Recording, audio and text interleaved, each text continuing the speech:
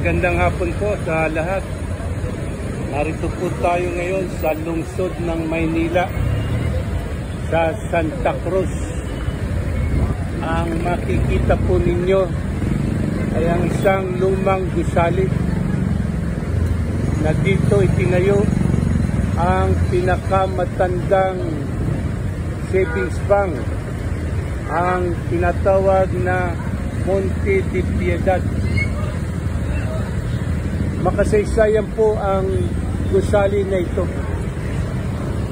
dahil dito ay naging empleyado o nagtrabaho ang naging dating Pangulo ng Pilipinas na si Manuel L. Quezon bilang isang ordinaryong clerk ng nasabing bangko, ang Monte de Piedad Bank.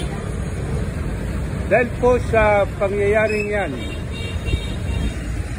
nung siya ay Manuel L. Quezon ay nagtatrabaho dito, ay nakitira siya sa isang mag-anak malapit dito sa Santa Cruz.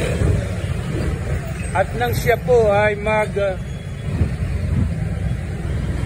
nakitira at naging Pangulo na ng bansang Pilipinas, binalikan po niya ang mag-anak na yon bilang pagtanaw ng utang na loob sa pagpapatira sa kanya habang siya ay isang ordinaryong empleyado.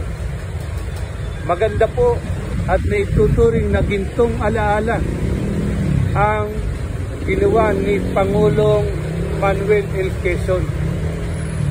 Ang isa pong katangi-tangi sa kanyang ginawa o kaugalian at kung bakit niya narating ang pinakamataas na posisyon sa ating bansa bilang Pangulo ng Pilipinas ay may pag-uugali siyang marunong tumanaw ng utang na loob. Binabalikan po niya ang mga taong nakatulong sa kanya.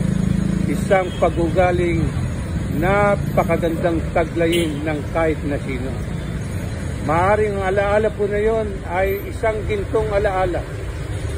At ang sa kasalukuyan, ang nasabing gusali na ito na nakikita natin ay tindahan naman ngayon ng mga ginto.